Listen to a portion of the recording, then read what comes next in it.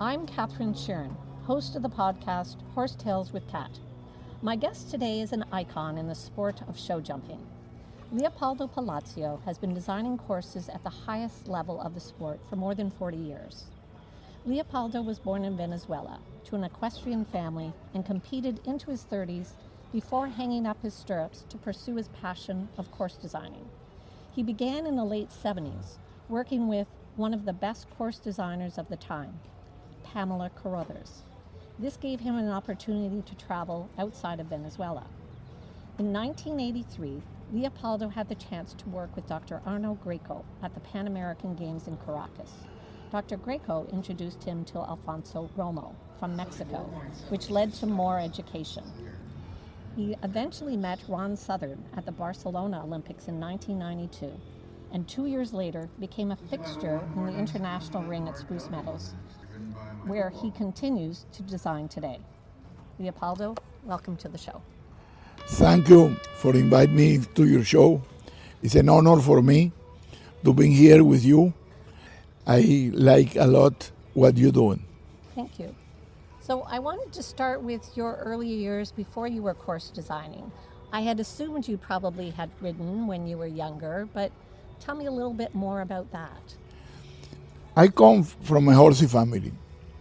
My father was a rider, but he don't show jumping. He riding, and we have farms, and we have cattle, and we riding. My older brother was a fantastic rider. He show a lot. He was South American champion. He won in 1960 a Grand Prix in the Madison Square Garden in New York. Wow, that would have been at the time of George Morris as well. Yeah, the same time that was the year when they winning the silver medal in Rome Olympics. And they come in, the team was Hugh Wiley, George Morris, Frank Chapeau, and Bill Steinkraus. Oh my gosh, icons. Yes, my older brother is 7 years older than me. We are three brothers, all riding. And we still have a farm, and my younger brother runs the farm, and we still very near of the horses and the animals, cattle and everything, and we are people from the roots of the animals. Mm-hmm. So tell me, when did you first know that course designing was truly your passion? I was a rider. I riding in some big Grand Prix and things, but no. The truth was not a super rider. My brother was a super rider. I was not that. But this sport is like this. You can put all the effort you want, but at the end of the road, you need to have something special that you're born with this. And I don't born with this for riding. And I start core designing, but I love this sport and I want to do, and I do an amateur. I do it for fun. But I working in construction all my life. When I start core designer, I had a company of construction in Venezuela, and I construct hotels and big things with some partners, and I working a lot in this. And the core designing is, I am a little bit of a frustrated architect. A core designer is like being an architect of this. And I start to core designing, and I love what I did it. And I start to work with the best, and I come in core designer, and Bert Nemety, he helping me a lot too. Bert Nemety, he was the core designer of the Olympic of Los Angeles, and he was the technical delegate in the Pan American Games in Caracas when I working with Arno Greco. I went with Bert, and Arno was the technical delegate of Bert in Los Angeles, and I went with them. And I remember after the games, we had dinner together, and Bert told me, Leopoldo, I want to tell you something. You are a better core designer than rider. If I am you, I start core designing. And to tell the truth, I come back to my country, Venezuela, and selling all the horses, and I don't ride more in my life. And I dedicate amateur to do this, and after I come professional and start to make my life from this and stop construction, and I have a long history in this sport now. So then what I found was interesting with you with course designing in general, and I've heard this a lot about your design, is that you really strive to make it natural and make it what the sport was 30 to 40 years ago. Where did that vision come from? I study and I respect a lot the history for everything in the life. And I respect the traditions.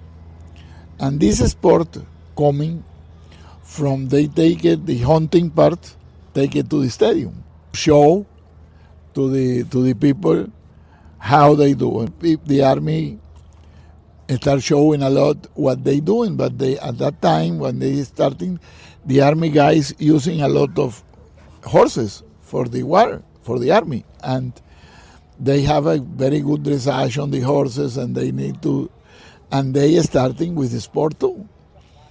And this coming from the nature, mixed with the army, and from civil people and army people together. And I thinking we lose a lot when we separate more and more and more and more and more of the nature. But the horses are animals from the nature. Mm-hmm. And my main thought in my life is I love horses. I love horses from the Pasofino, racing horses, every kind of horses. I can go to every kind of horse show and I enjoy. Mm-hmm. I sit in there and I look the horses and I see how they move, and I am interested to learn everything about horses. The cowboys, I learning a lot with cowboys too. I've been in seminars with them, and I giving a speech to them in some seminars too, and we cross knowledge with some important cowboys and people to know, and horse whispers, and I am very interested on all of this. But the more important on this is have a connection. And even as a core designer, you need to have a kind of connection with the horses. You need to see the face of the horse and be if they are happy or they are sad. You need to be connected with them. And when I design a course, I try when I walk the course at the end, and I try to feel what happened in the course. And adjust what I doing, but what happened in the sport. And for me, this is very important. And the connection rider-horse is very important. Today, I feel the riders have too many shows, and they don't have time to working horses at home in themselves. They have assistants, and they have people, and they have organizations and everything. But it's very important today are more connected with the horses. It's not their fault. It's the fault of how is the sport and how are the rules. I think the ranking pushed them to go every week selling horses. The business, the only good business in this sport is buying and selling horses. So true. They don't make money with teaching, the reality. The core designers, we don't make money from a lot of money from core designing. We make money to have a decent life, but no more than this. The judges, the same, all the people who are here, the trainers. But the real business is buying and selling horses. And the riders are obliged to go every show to show horses and being in the business. And this is complicated for them and for the horses and for everything. I think we need to think in the future to see how we give it to them a better life, even to the riders, to them have more fun too. I think it's so interesting that you brought this up, because I've had this conversation recently with several international riders. The fact that it's become such a business and that they really don't get any downtime at all. And it was interesting for me particularly because when I spoke with McLean Ward, he seemed to think that show jumping had lagged behind other sports in terms of making it a business. I think it shouldn't necessarily be a business because, to your point, it's about the horse and your connection with the horse, and they're not machines, so you have to be spending that time and giving them downtime, and they can't constantly be on the road, so it has even made it more expensive because you have to have several mounts to be able to go to all of them.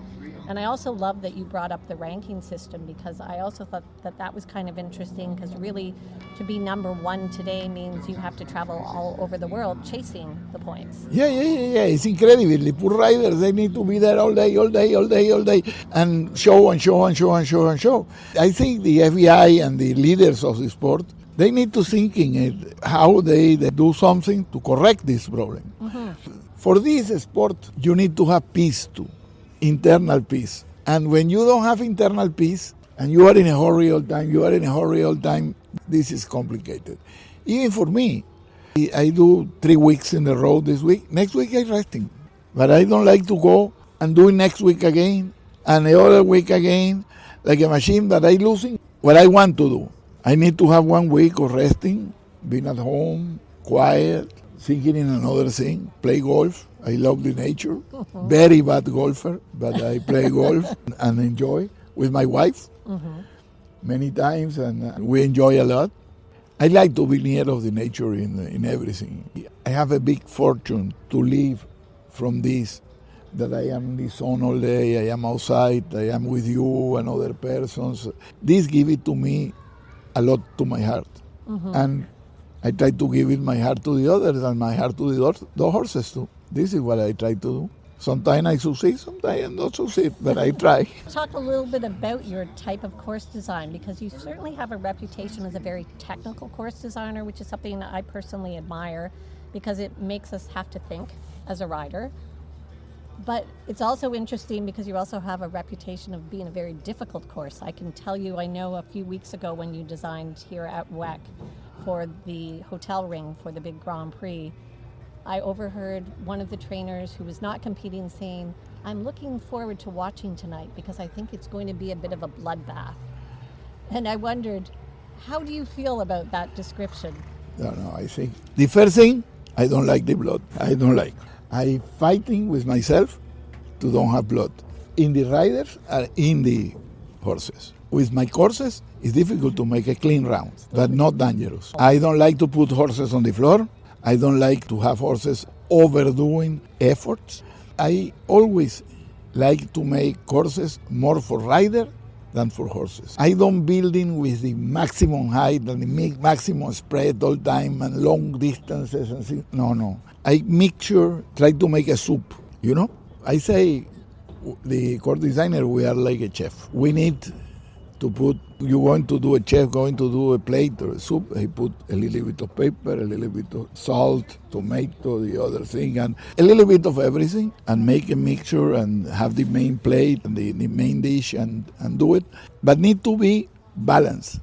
I don't like to pass overwhelming on the horses. I put very difficult distances mostly against verticals. I don't like to put, I have a lot of respect of the oxers, but the oxers are a big effort on the horses. I never put oxers in the maximum height in any level. I always go a little bit lower with the oxers than the vertical. And I think the horses, when they make a big effort, is to the back pole. And the distance, the hardest for a horse is a short distance to a big spread, big oxer. But the horses need to put and make all the effort to cover the back pole. This is the real, and we, core designer, we need to tune in this, that not overdoing with this. And you need to have a lot of experience, and this is what I'm doing. I play with distances, but many times I put very normal distances, and my teacher, Pamela Carruter, she told me something one day, Leopoldo, don't think in too much in distances. Thinking in the construction of the fences, in what to do, and the character of the horses. If you put a good distance, the rider find a way to make it difficult. So true. She always told me this, and I appreciate that she giving this to me, that lesson that I learning, and I learning this. Normal distances, the rider find a way to make it difficult. So it's not the rider. Every horse have different steps. Big horses, small horses, cool horses, hot horses, more training horses, more horses with dressage. The difficulty on the courses is not the jump. It's go one fence to the other. Exactly. And arrive in a good place, in a good rhythm, and with enough pace to the horse do the less effort is possible to jump in this. And this is what the rider need to do. And I using this soup that asking to the rider the more is possible to see what they can do, not what the horse can do, what the rider and how he have the horse in training. You see many horses that going and don't stop, don't coming back, They can't jump my courses, but I have long distances, I have short distances, I have normal distances, I have oxers, I have verticals, I have very solid fences, very light fences. And I try to make all of this together that when I'm using, for example, from here, this fence and going to that yellow there, this is very light and the yellow is solid. The rider need to be careful here and they need to push a little bit to the solid. The wall, they need to push a little bit and change the mind of the horse. A water jump. The water jump is not the water jump in itself. It's after the water jump what happened. But you change the mind of the horse and the character of the horse. Stay with us. We'll be right back. This episode is brought to you by the international law firm of Cooley LLP. Clients partner with Cooley on transformative deals, complex IP and regulatory matters, and high-stakes litigation. Cooley has nearly 1,400 lawyers across 19 offices in the United States, Asia, and Europe, and a total workforce of more than 3,000 people. Our connection to the law firm comes through Cooley partner and jumper rider Cullen Drescher, who competes in the high amateur and Grand Prix levels, in addition to leading Cooley's business restructuring practice from the firm's offices in New York City. Expand on that, because I did want to ask you about the elements of the jump. I don't think a lot of our listeners are familiar with what does it mean with the different colors, and to your point, something solid versus something lighter. Maybe you could expand on that a bit. In my opinion, I go to many shows, and the majority of the fences have three elements. 3 poles, 3 things, 1 gate and 2 poles, a lot of 3 elements. And I like 4. If you see my course, 4, 4, 4, 3 there, 3 there, 4, 4, 4, 4, 4. If I like to have more elements, to have more wood, that gives the horse a chance to have a better perspective. And even I use here, the rule says you can use in 18 millimeters deep cups or 20 millimeter deep cups. The deep cup of 20, they hold more the pole, and the pole don't go so easy. Mm-hmm. When you go and walk and see the course and see a lot of yellow cups, the 18 are yellows. That means you touch and the pole go to the floor.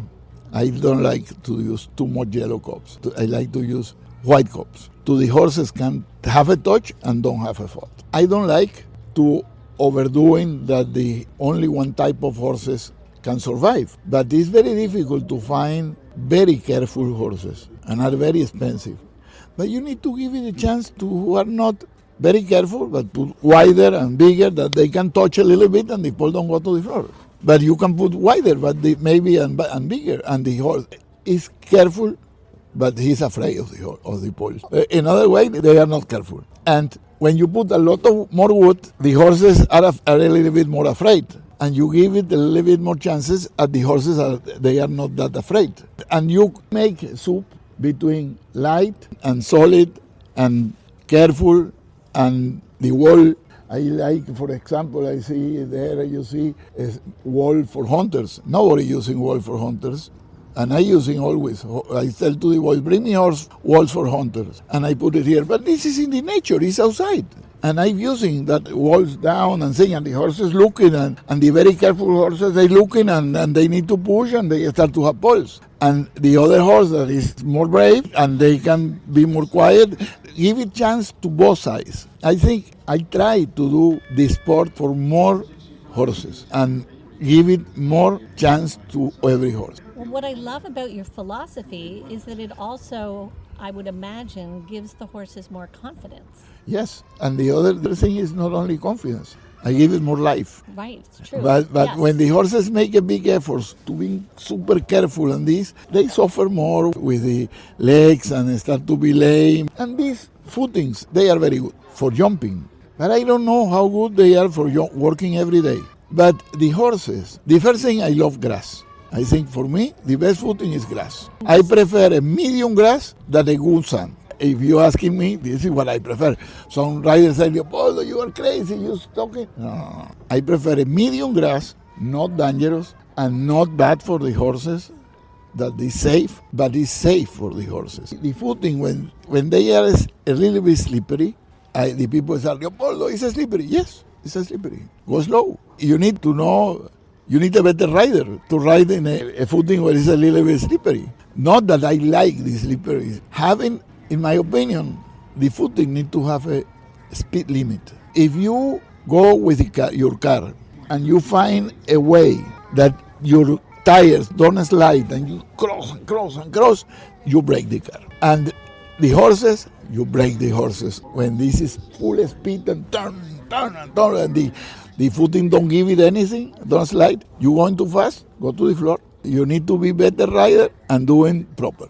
So interesting you say that, because when I interviewed, I believe it was BZ Madden or Katie Monahan, one of them said that they felt like a lot of the riders coming up through the ranks now don't know about speed because they've been able to run at high speeds on this new footing. Yeah, this is the problem. problem. Learn that skill. I always say this. If I bring in Ian Miller to the piece of ice, he riding and the horse don't sleep. But he have the horse in a good, or BZ Madden, or one of these good riders. They don't have problem. Mm-hmm. The riders to turn and this is a problem. But they know what is the maximum you can do in the turn. A good rider need to know what is the not going, I go full speed and sleep. You go too fast, my friend.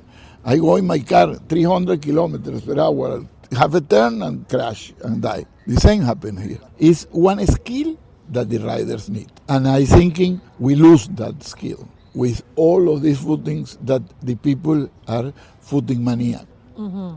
Well, and talk a little bit about that. How did this new footing come to be such a state? I realize obviously that you use it all year round. It's more easy to ride. It's more easy. It's simple. You have more people. They did an interview with me, very successful in the World of Show Jumping 1 month ago. I have a concept that the riders need to have grade, and you are able to do this height or able to do that height. We need to protect the horses. The worst, the people talking the spares, the whip, the noseband, everything. I think they need to controlling all of this. Not that they make everything, but it's more important controlling a bad rider. This is the more important thing in this business. And this coming for two reasons. One, you can buy a horse and jumping 120, 130 with a horse, but the horse, a good horse jumping from themselves. They don't need to do nothing, go in there and they win classes. This is very bad. In the big classes, no. But in the 130, 120, there they go. This is one of the problems. And the other problem coming, we have years ago, when I started core designing and when I was a rider, I don't went in the big classes if I am not ready. I don't have a horse to jump in a big class. But I can go to the hospital. No safety cups, 2 poles in the back of the oxer. Why 2 poles in the back of the oxer? You need to be brave to do that. I know this is very good that we have the safety cup, the security, but now you don't have a natural filter. And everybody can go and don't have a crash and don't have a bad accident. And now everybody go and the horse suffer. The poor horse is who pay the bill. Who pay the bill is the poor horse. It is not another factor here. Poor horse pay the bill.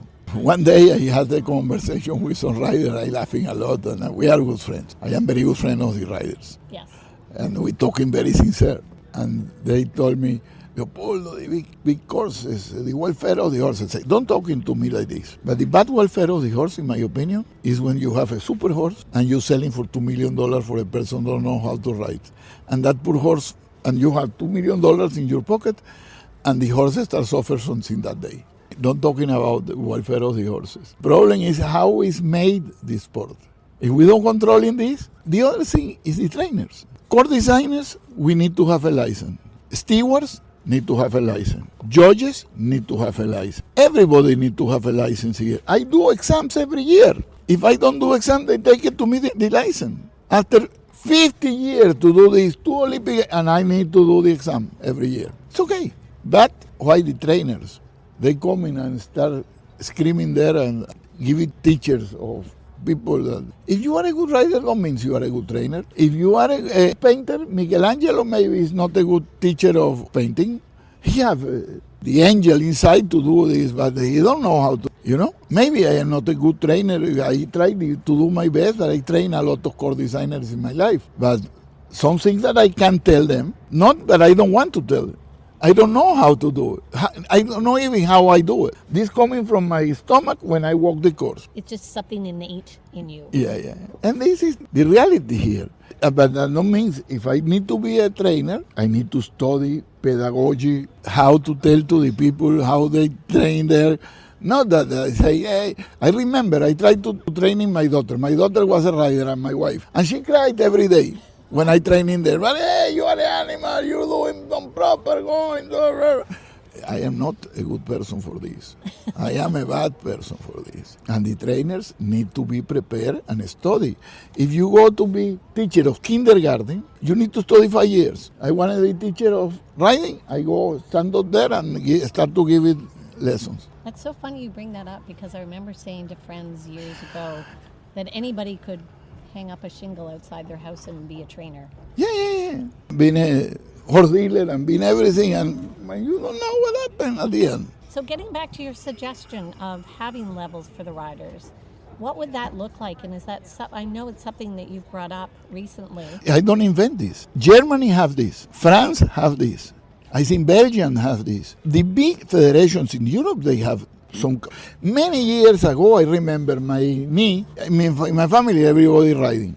My knee going to study in the Sorbonne in Paris. She was a lawyer, and she going to do a master in the Sorbonne of Paris. And she ride 120, 130, sometimes 140, but normal classes. And she called me and said, Leo, I want to ride, and I go into the riding school, and they told me I need to start to the class of trot and galloping. And I tell her, let me write a letter. I was in that time president of the Venezuelan Federation. I write the letter to the French Federation and say, hey, this is my knee. I guarantee that she can ride, and she ride in classes, 120, 170. I send the record of her, and I say, I think she's able to trot and galloping and do. You need to put her in one level, please, and make an exam to her and see what she's capable of. She's capable, and you take the decision. No, not that I will tell you she needs to jump in 150. No. You take the decision. They make her going to her, talking to her, and after her riding and make some fences and this, and they allowed her to jump in 120, 130, and no problem. They just needed proof that she could do it. Yeah, and she have a record. And so was your proposal to have that be the same in North America? Yes, and not only North America. In North America, South America, China, Japan, Emirates, everywhere. And what we need to do, the AVI need to study what this country doing. It's something that is invented. And maybe make it better, make it worldwide, and try to do something to make the same thing. But the problem is you put your feet over a lot of other feet and we'll have a lot of problems. But big things need big decisions. I was going to say big change comes with big decisions. Yes. I wanted to go back to a little bit about your actual designs and where you do it, because I know you've been a fixture at Spruce Meadows for, is it 40 years now? No, I started in 1994, was the first show I did it there. So 30 years. 33 years. Wow. And this will be my 33 year. The Masters, this year will be my 30 Master in the road. That's amazing. I take it out one Master was during the COVID that we don't have. I did 29 until last, and this year will be my 30. And I get the impression with Spruce Meadows that you're almost part of their family there. I can't imagine a Spruce Meadows without you being the course designer. Pamela was the course designer like me, and I succeed her. And somebody will succeed me and maybe be better than me. No problem. But it's like this. And I am happy with this. I don't know where I will finish. This year, next year, in 3 years, I don't know. I am 80. I will be 80. I am 79 now. 80 young, in November. A very young 80, I might add. I will try to see, I do this year, and after I take a decision, and Spruce Meadows, the other family tell me I do what I want, and then try to do the best they try to do. And they told me, don't worry, you continue coming here and being here in the shows, and head of the show and be with the other core designer and looking and helping them. And I'm curious, because I always ask this of riders, but it would be different asking you as a course designer, what is your favorite venue to design at? Spruce Meadows. And is that because of the expanse of the rings, the grass? Yes, I love the grass. I don't have a sand ring there. I don't need to build it on the sand. When you have a grass ring, immediately the rating in TV do like this. He's pointing to the sky for us. When you are sitting in your TV, you pass and pass and pass. This is what we do. Everybody do to try to find something to see. Always Netflix and this kind of thing. We see only films and series. We still do it and pass, and you like to see sport and pass one to the other. Sometimes the golf is boring to look at the TV, but it's so beautiful that have a lot of TV for golf. But you enjoy when you see the grass. When you see the sun, you pass. When you see the grass and beauty and beautiful horse show fences with a lot of flowers and motifs and things, you stay there.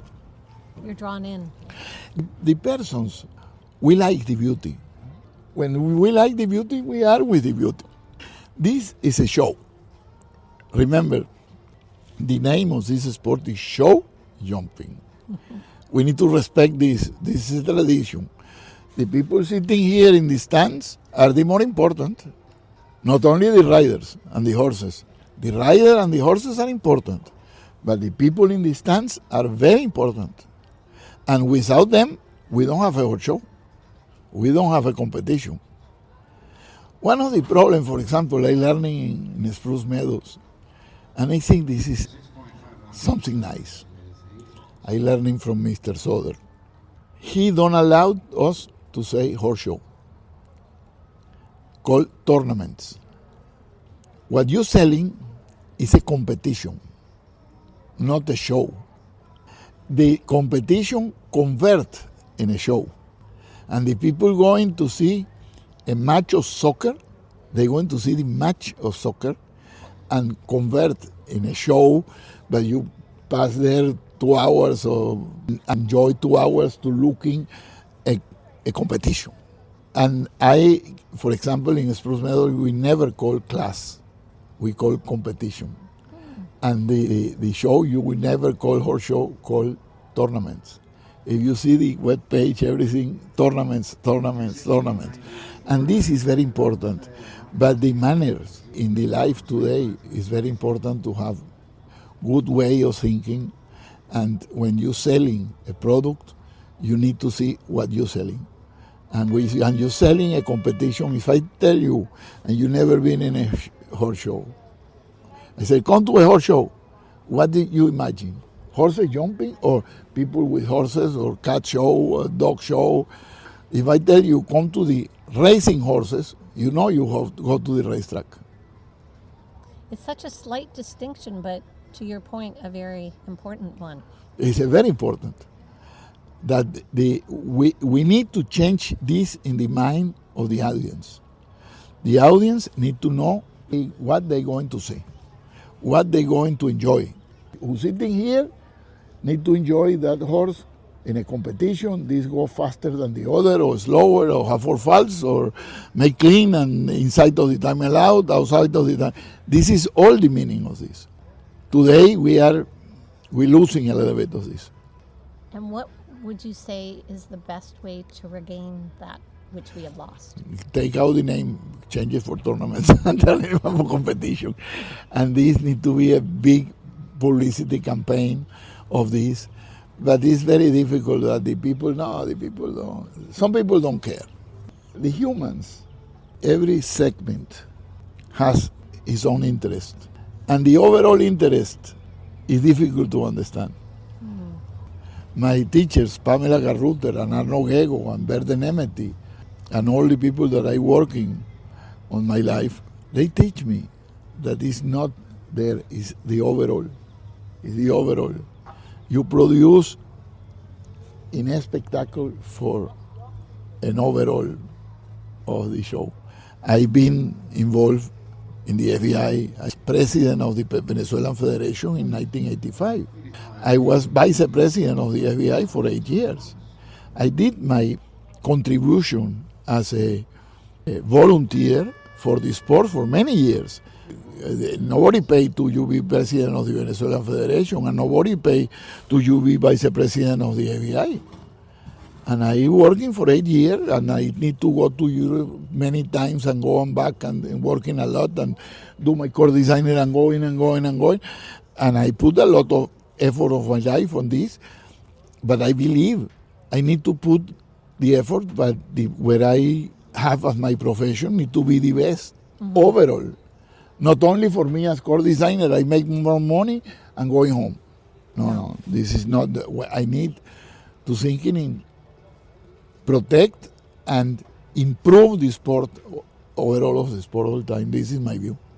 That's such a lovely sentiment, and I think it speaks volumes about your character, which is your commitment to the horse, ultimately. Yeah. I am like this. I am crazy. My wife, she told me my profession is very egoist. But I want to go. The other day, she told me, if I need to go to see Pavarotti singing, I love. Yes. But if I have a good horse show, I go to the horse show. I go to the horse competition. But I love the horses. This is where the other day, equitation here. I tell to my wife, I'm going to stay at night, cold night, and see the equitation. Are you going to see this? No, I'm going to see. And I try to understand and see the riders, how they doing, and put my best effort to understand. Even if I am not very good, I don't have the big knowledge of this. But I know the distances, I see how the riders doing, and I went to the core designer and asked him, please give me your distances. And I see how reacting the horses, and I enjoy. Well, that it's so amazing, because I feel like anybody who's really at the top of any sport or profession is always a student. Yes. We die when we stop learning. No, I'm learning every day. The other day, Bobby Murphy did it here, the equitation. And I talked to him hours, and he explained me a lot that the equitation horses have a big stride like this. You can't tell them to do something that looking bad. They need to be difficult, but looking proper, have a limit. My limit is the horse don't have pain. And his limit is the beauty. And it's very important. Yes. And you asking and give it to the riders the possibility that show that they can do very difficult thing in distances and everything, and very sensitive, and don't show like this. Right, it has to be subtle. Yes. And I learning of this. The other day, many people, friends of mine in Latin America, we don't have hunters. And they say, you are crazy, you go and see hunters. I think hunter is very difficult. Riding hunter is very difficult. But it's totally the opposite what the horse need to do. In the show jumping, we need the last stride shorter to have a spring to jumping. In the hunters, you need the stride at the same length all time. And this is very difficult to make hunters, and for this reason, they don't jump in more than 120, 130. But they are not allowed to compress. And back in the day, most of the really good jumper riders were also riding. Yeah. My last two questions for you, because I want to be cognizant of the energy and time you've given me today. First question would be, is there a rider that stands out in your mind over the last years that you feel has really been a master of your courses, or that you're excited to be designing a course where you know they're going to be in the ring? I have a lot of good riders coming to. It's difficult for me to say one, but I have a lot. But the riders today, they are very good. And the old riders, they was very good too. John Whitaker is a master. Ian Miller is a master. If we going back, doing Bill Stein-Krause, a master. George was a master. Eric Lamaze is a master. McLean, Kent, Steve Herda, Martin Fuchs. It's a ton of good riders in the history. It's very difficult, and the other thing is, you have a ton of good riders, but it's very difficult to find a couple. Many good riders never have a superstar horse, and this make them to don't look in the real top. The super and the horse to fit for him. When you ride the horse, it's like you married. And your husband need to be for you, and the wife need to be for the husband. And need to have. Some couples don't work. Both are very good, but don't work. And Nelson Pessoa, it's pleasure looking him. Nelson is Rodrigo. I don't want to make more, but it's a lot of good riders that I respect a lot. And I remember when Leco riding was I stand up and see him what he doing every day, and how he working the horses in the warm-up area, and how he dressage the horses. Incredible. Him, all of them. For this today, I am a little bit sad that the riders don't have the time that these riders years ago have the time to dedicate to one horse. You show every week. You need to have 3 horses this week, another 3 horses the other week, another 3 horses the other week, and after this coming here. What these 2 group of horses doing when you are not with them? Riding by the very good grooms, very good, take care of her, very good assistants, everything. But it's not them. And they arriving to the show on Tuesday, go on the horse and prepare and put all together and go in and show. The relation is not the same. No. It's not the same. The relation with your children is not the same when you only see one time every 6 months. I talking to my daughter every day. She lives in Mexico, and I talking 2 hours with her every day. I love to talking to her. Sometimes we put the phone there, and I am working, and she's working, and I talking to somebody only to hear her. It's like being with her. Yes, that's the amazing part of technology today. Yes, and you can maintain a connection as you. And this is very important. The same is the horses. I like that. It's a great comparison. So finally, I wanted to ask you a little bit about, you came from Venezuela.